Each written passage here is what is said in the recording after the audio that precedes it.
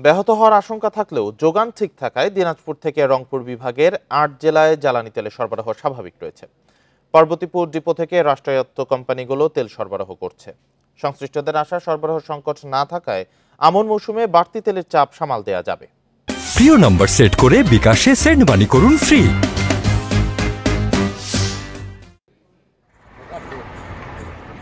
সম্প্রতি যাত্রীবাহী ট্রেন যোগাযোগ বন্ধ থাকলেও বিজিবি পাহারায় ওয়াগনের মাধ্যমে জ্বালানি তেল এসেছে পার্বতীপুরের পেট্রোলিয়াম কর্পোরেশন রেলহেড ডিপোতে।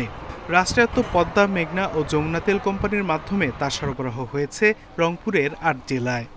এখানে পুলিশ আছে, প্রশাসন আছে, আর্মি আছে, আমাদের কোনো সমস্যা নাই। আমরা এখান থেকে নিয়ে আমরা ঠাকুরগাঁ যাব।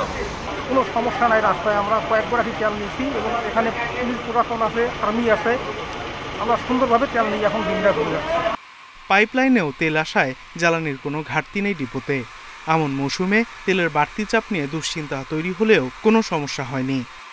তেলের কোনো ঘাটতি নাই এবং আমাদের ডিলার ভাইগণ সবকিছু তাদের চাহিদা মতো তেল উত্তোলন করতে পারতেছেন এবং চলমান চাষাবাদ মৌসুমটাও আমরা মোটামুটি অনেকটাই রিকভারি করে আগে নিতে পারতেছি। ডিপো থেকে পাম্প থেকে প্রান্তিক পর্যায়ে তেল সরবরাহ স্বাভাবিক রয়েছে। নিরাপত্তায় সহায়তা করেছে প্রশাসন।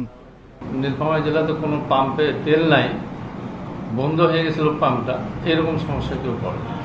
এখানে আর্মি ক্যাম্প করে দিছে, ক্যাম্প করার কারণে এটাতে আরও কোনো সমস্যা হয়নি। বর্তমানে ডিপোতে স্বাভাবিক তেল সরবরাহ হচ্ছে।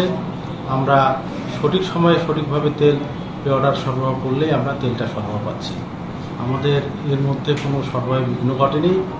এই ডিপো থেকে প্রতিদিন গড়ে 15 লাখ লিটারের বেশি তেল রংপুর বিভাগের ৮ জেলায় সরবরাহ করা হয়। Independent news.